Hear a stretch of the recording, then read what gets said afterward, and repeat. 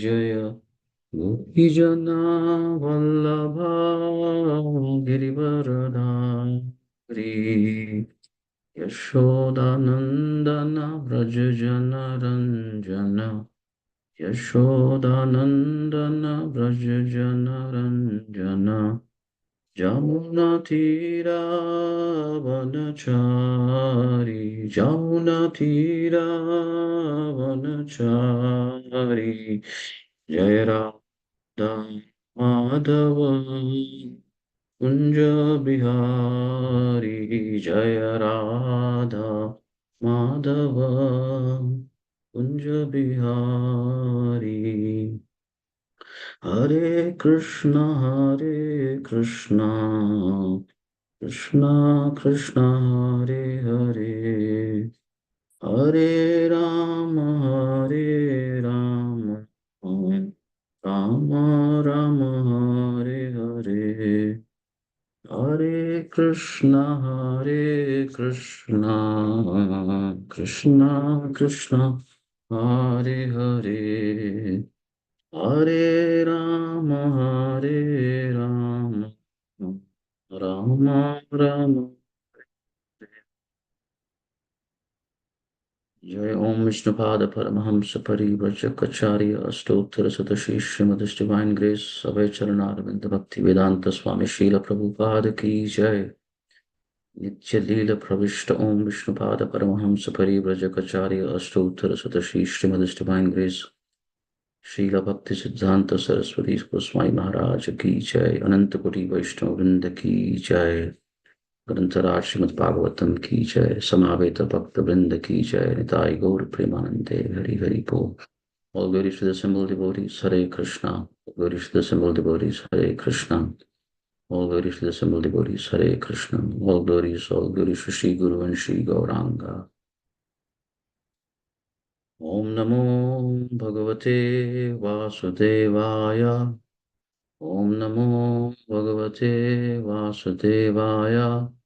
Om Namo Bhagavate Vasudevaya.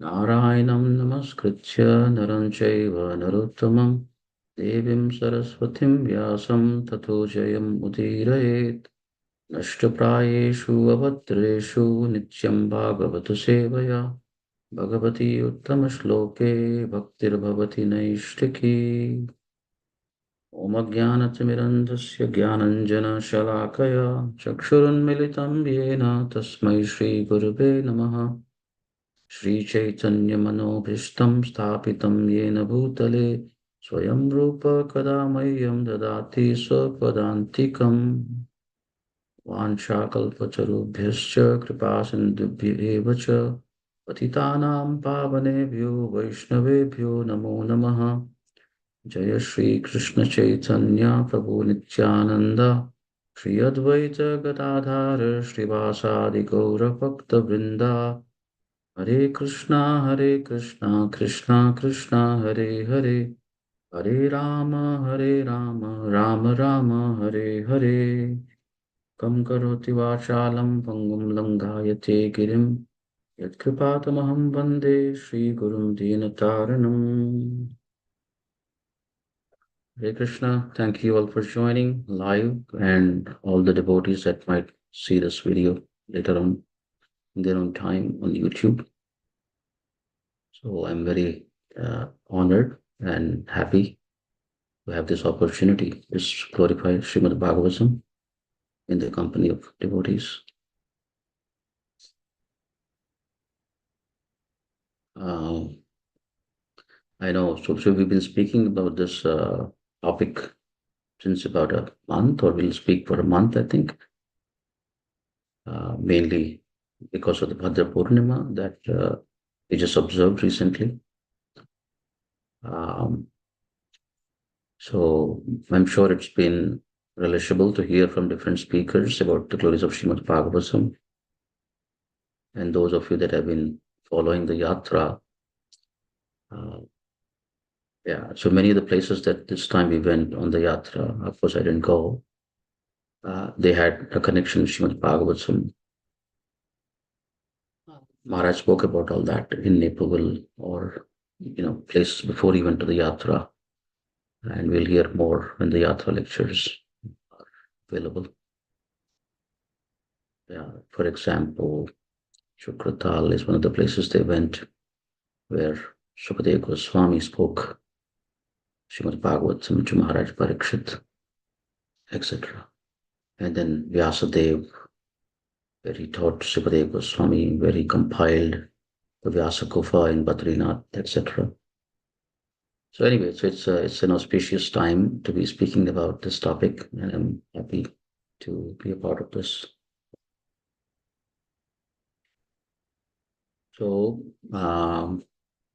I thought we will begin from the introduction of Bhagavad Gita. Srila Prabhupada, he quotes in the introduction of Bhagavad Gita a beautiful verse from Chaitanya Charitamrita, Madhya Lila, chapter 20, text 122. So let me just find that verse. 1 second.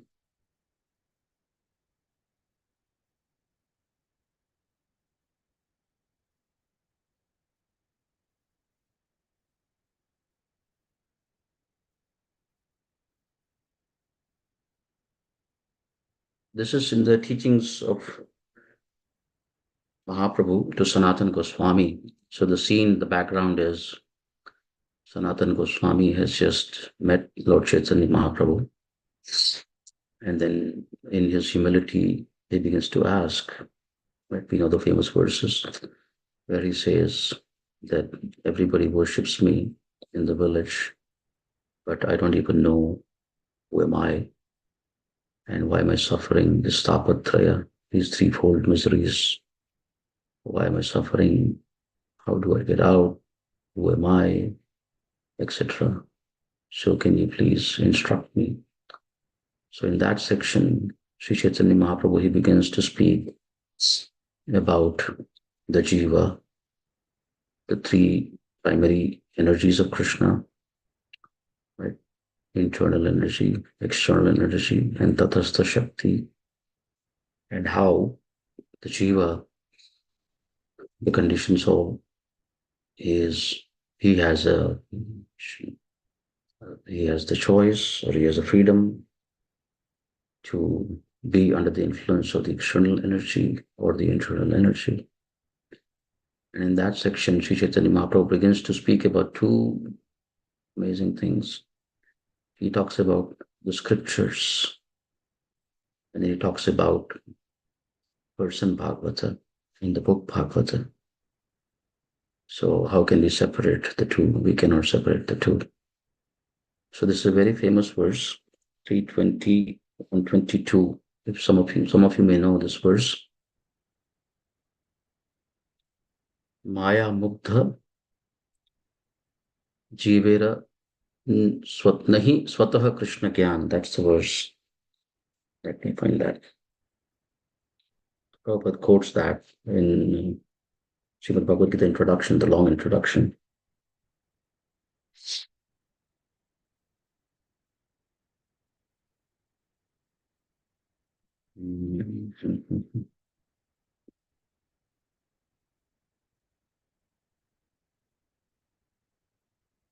Yeah.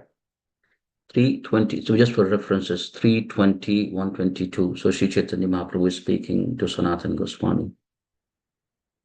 Maya Mukta Jivera Nahi Swataha Krishna Jnana. It's very simple. Bengali, English, Sanskrit, like it's like in Hindi, like Sanskrit. Maya Mugdha, the conditioned soul, Nahi Swataha Krishna Jnana. He doesn't have knowledge of Krishna. Well, in a way, he has it, but he has forgotten it. Like Srila Prabhupada in his opening address, he mentioned, I've not come here to teach you something new. I've come here to remind you what you've forgotten. So in the conditioned state, the living entity, he has forgotten Krishna. So nahi swatah Krishna jnana. But then what happens? Jivera kripaya koila Krishna Veda Purana. Very simple. Jivera kripaya koila. So being merciful upon the living entities. Krishna, Veda, Purana. Sri Krishna himself has compiled the Vedas and Puranas. We can take that literally, we can take that metaphorically. Vyasadeva is also a Shakti Avesha incarnation of Krishna.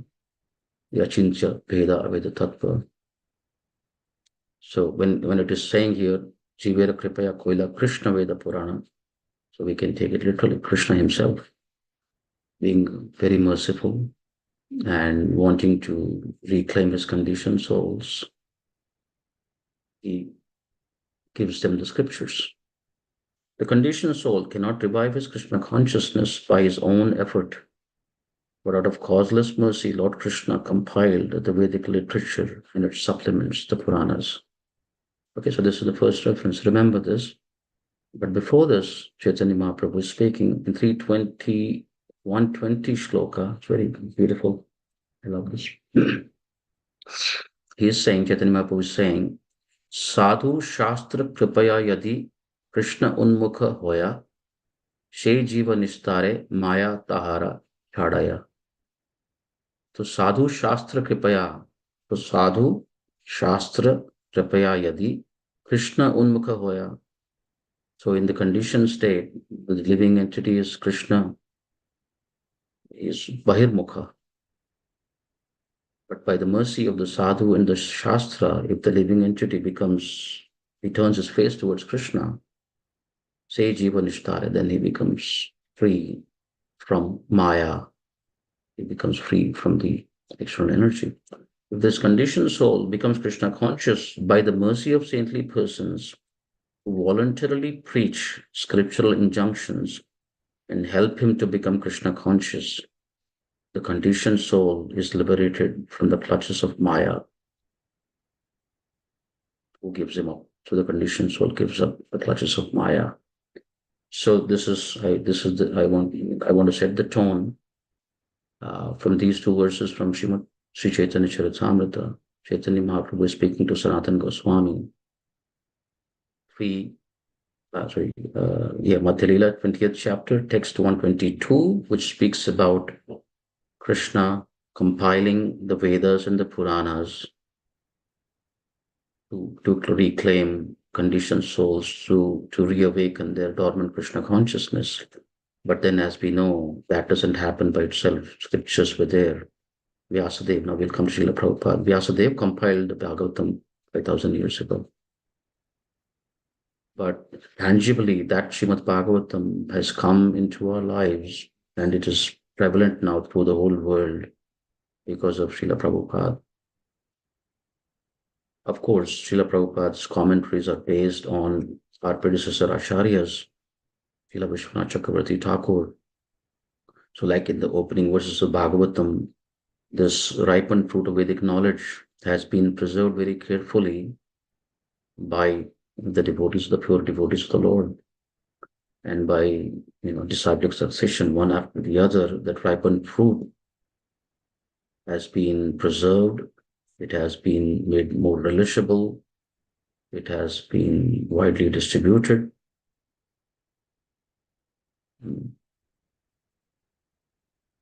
So how can we separate, as I said, how can we separate the book Bhagavata and the person Bhagavata?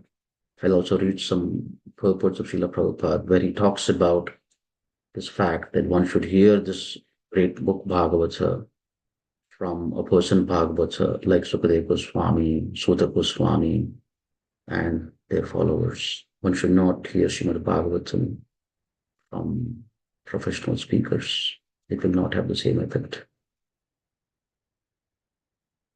Yeah. So these two verses, so I'm just telling you the reference to these two verses.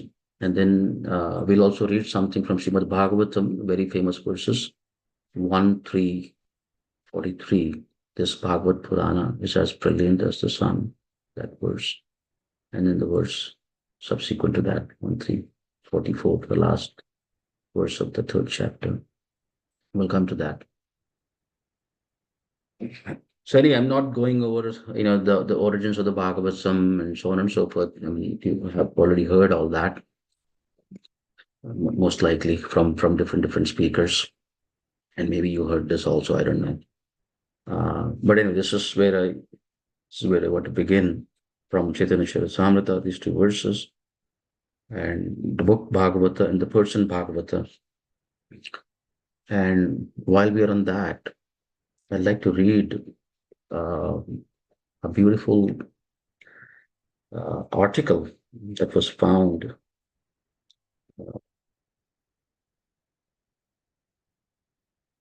Govinda Dasi. Devamira, do you mind? Are you there? Do you mind with my vision? Can you read? Can you read this clipping? Anyway, Govinda Ji, Dasi. So give everybody the context also. Go ahead. Ji Prabhuji.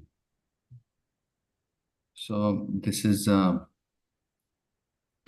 one proper disciple, Mataji, Govinda Dasi Mataji, and she found an old newspaper, 1970s, in her attic, in old boxes. And this particular article is about Srila Prabhupada, written by an astrologer.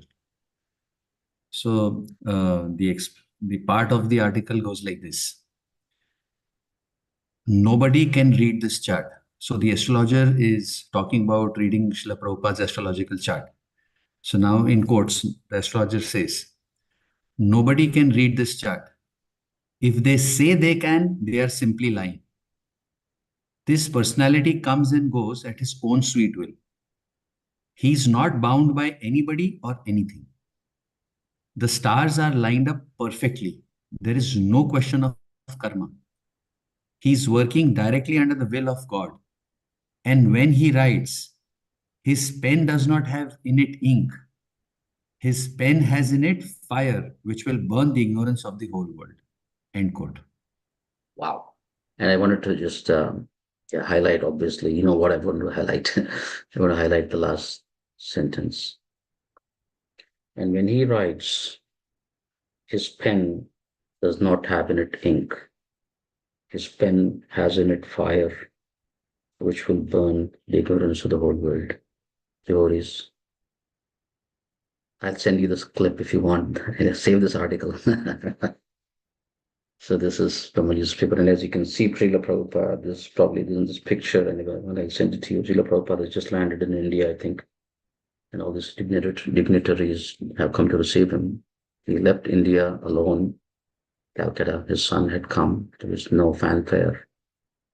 But when he returned, everybody embraced him as the son of India and all that. Anyway, so this is in those times. An article was published. So again, I want to bring at this point. So obviously, we know the history of the Srimad Bhagavatam in both ways, like Maharaj Parikshit being cursed to die in 7 days, and he going to Shukratal, and in the assembly of sages asking them what is the goal of life of a person who has 7 days. And Srimad Bhagavatam was spoken by Sukadeva Goswami. That assembly Sukadeva Goswami comes, and then he speaks Bhagavatam. And then we also know from the first canto of Bhagavatam how Vyasadeva, at the juncture of the Kali Yuga, Sandhya, he compiled the Vedic literature. He divided the Vedas into four. Then he wrote the Upanishads, the Itihasas, the Puranas. And in spite of all that, he was not feeling satisfied. And so Narada Muni, his spiritual master, he comes and he tells him that you have not yet compiled one literature which exclusively glorifies the process of bhakti, which will enable people to connect to Krishna and love him. So write that one literature. That one last literature is Srimad Bhagavatam. So it is the ripened fruit of the Vedic tree of knowledge. But that ripened fruit, of course, the verses are there. The 18,000 verses are there. But then our acharyas, 5,000 years ago, and our acharyas carefully, they preserved the commentaries. And last year, Bharat, the Udupi Yatra was in Udupi. So, all great personalities have commented on Srimad Bhagavatam. And especially for Gaudiya Vaishnavas, our Samam Bonam is Srimad Bhagavatam. Yeah. And Madhvacharya has commented on Srimad Bhagavatam. His followers have commented that. And many of our Gaudiya Vaishnava Acharyas, they have written commentaries on Bhagavatam. Jiva Goswami, he established the first Sankirtan party, book publishing and distribution. He began that whole movement. And then it became our family business from that point on. Srila Bhaktivinoda Thakur envisioned that this Bhagavad message will go all over the world.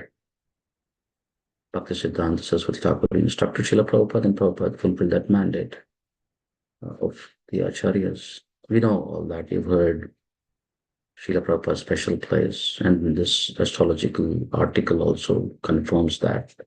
Yeah. So Srila Prabhupada, this book that was in a way out there, it's like, the most confidential knowledge. And it's open, but people can't get it. Something like that. So Srimad Bhagavatam was always available, but Srila Prabhupada, he made it, widely available. He took upon this mammoth task of, translating the Bhagavatam, commenting on it, all 18,000 verses. So we know how Srila Prabhupada began with small magazines. When somebody told him, these magazines are nice, but books would be nice, better. Began with Bhagavad Gita, then his life's work, Srimad Bhagavatam, at the very sort of in the third quarter of his life. Began in Vrindavan, as Maharaj was mentioning, Vamshi Gopal Temple, Vaikeshi Ghat. Nothing fancy back then. But then Srila Prabhupada, he spent the prime of his life, the most austere time of his life, in one sense, we can say, midnight from 12 o'clock to 4 o'clock every day, translating and commenting the Bhagavatam and giving us a BBT purpose. So this article is referring to that.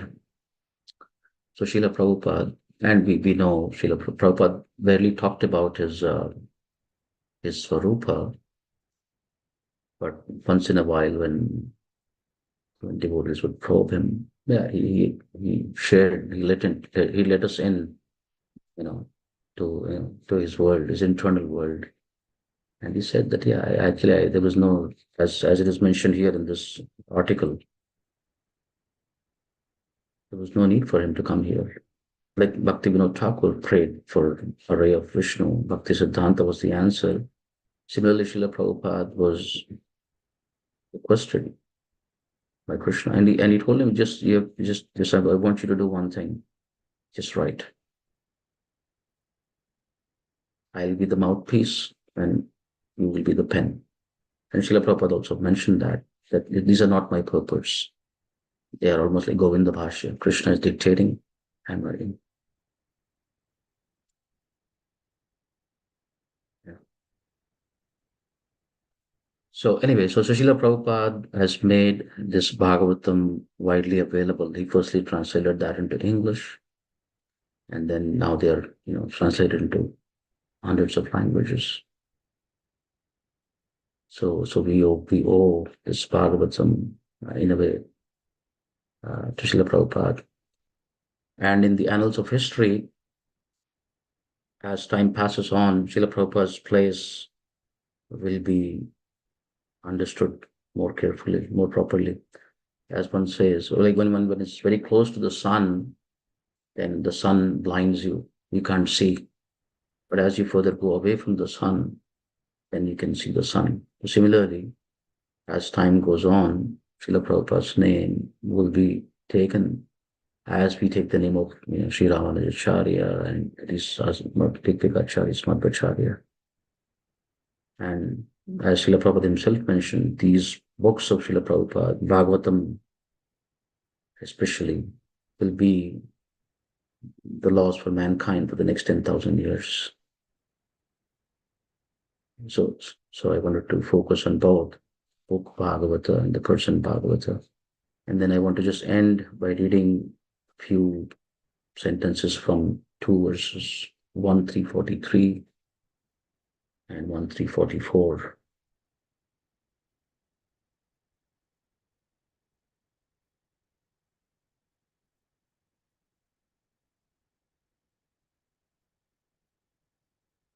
One second.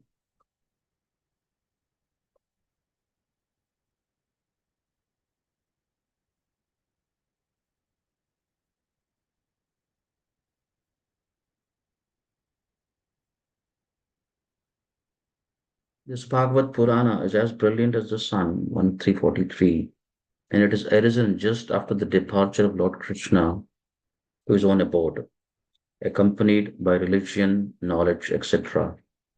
Persons who have lost their vision due to the dense darkness of ignorance in the age of Kali shall get light from this Purana.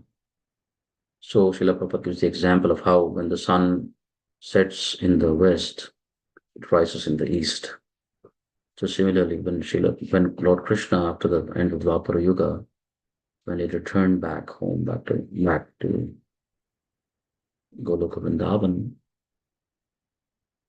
he leaves something behind, like this Bhagavatam verse. When the acharyas, when they cross this ocean of material existence and they go to the other side, they leave the boat behind, using which the others can cross. So this process of bhakti, the Bhagavad Purana, you can say, is that boat. And of course, the spiritual master is the captain, etc., etc. You know that. So when Krishna goes back, he doesn't leave, even the conditioned soul that have rebelled against him, he doesn't leave them hanging to dry. He leaves the Bhagavad, book Bhagavata, the person Bhagavata, his holy name, his deity, the holy dham, his prasadam.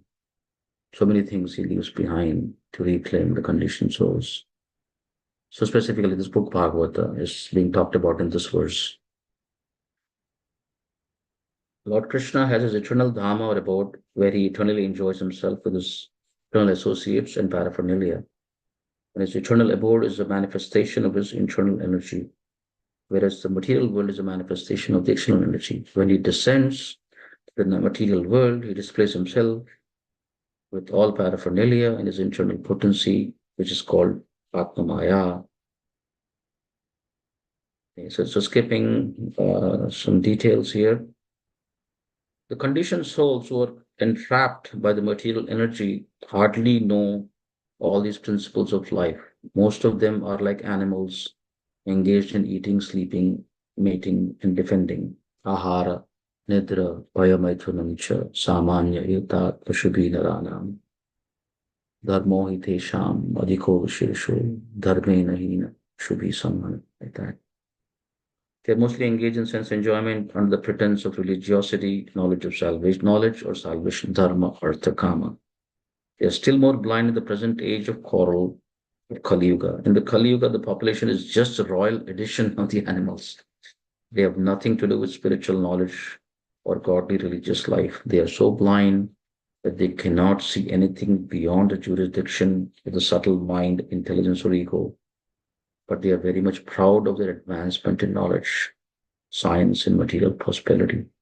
They can risk their lives to become a dog or hog just after leaving the present body, but they have completely lost sight of the ultimate aim of life. The personality of God Sri Krishna appeared before us just a little prior to the beginning of Kali Yuga, and he returned to his eternal home practically at the commencement of Kali Yuga. And prior to his departure from this material world, he empowered Sri Vyasadeva, coming back to Chaitanya, Charitamrita Madhya Leela, Krishna Kripa Koila, Veda, Purana. He empowered Vyasadeva to compile the message of the Srimad Bhagavatam.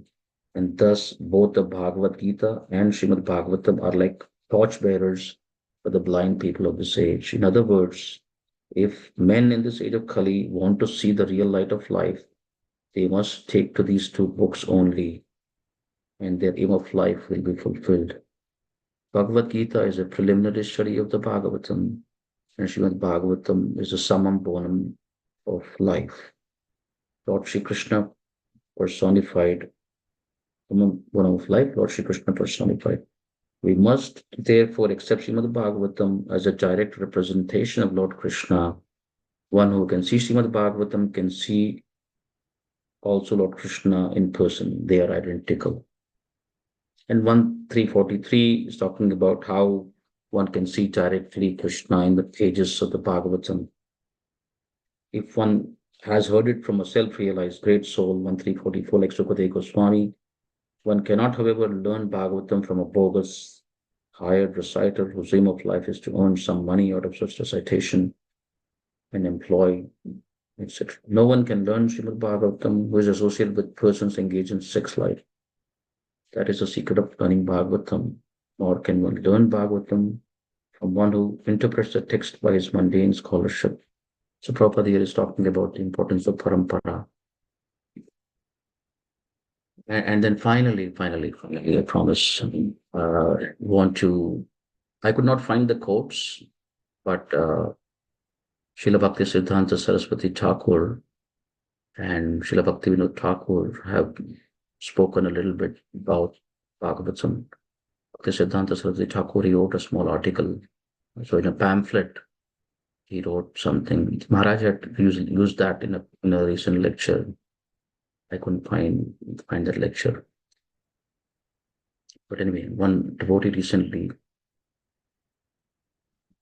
long story short, she had that code, she translated it into Hindi, and I'm using that Hindi translation to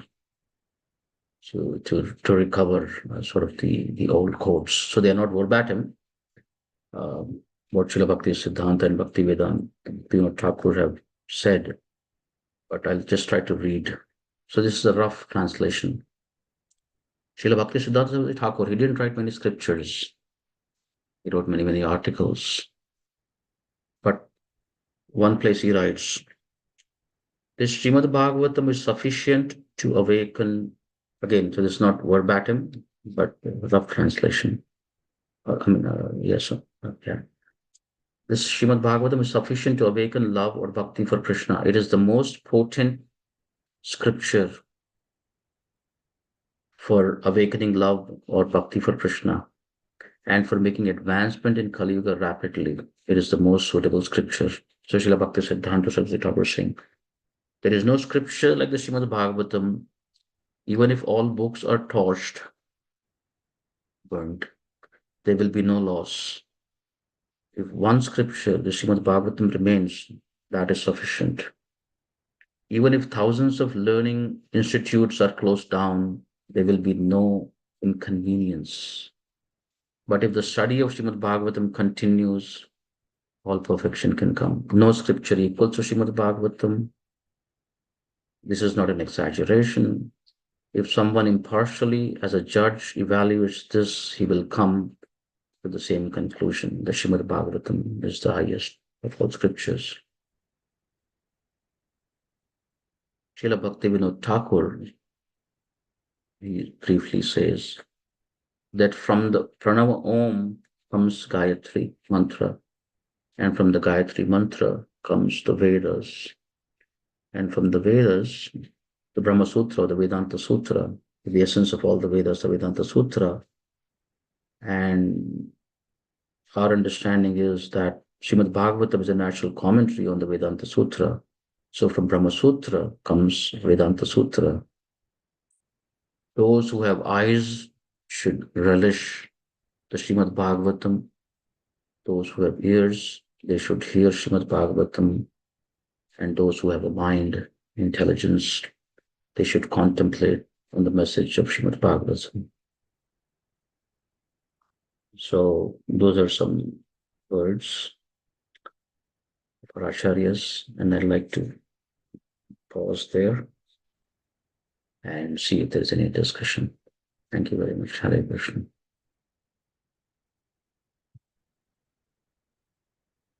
More can be said, but half an hour. So, Hare Krishna Prabhuji, please accept my humble obeisances. All glories to Srila Prabhupada. Hare Krishna. Please accept my humble obeisance. Your name, Prabhu?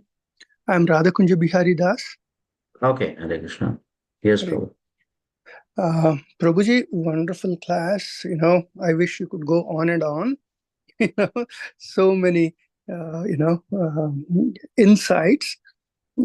Can you please share that article that, you referred earlier, where, it's such a wonderful article. I want to go through that again. Thank you, Prabhuji. Hare Krishna. The Govinda Dasi newspaper article, you mean? Yes, Clipping? yes, Prabhuji. It's just it's a small screenshot, half a page. That's- Yeah, I'll send it to Sachisuta Prabhu, or Yeah. maybe I'll post it in this Bhagavatam group. I don't know. Yeah, Prabhuji. If you post it in the speaker group, then it's available to everyone. Thank you, Prabhuji. Okay. All right. Thank you so much. Welcome. Anything else?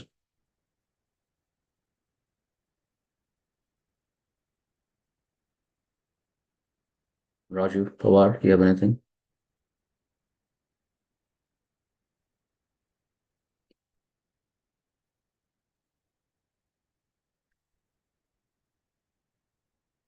Okay, all right. Thank you all so much. Please accept my humble obeisances. Guru Srila Prabhupada. Thank you for joining. Hare Krishna. Thank you, Prabhuji. Hare Krishna. Hare Krishna. Hare Krishna, Prabhu.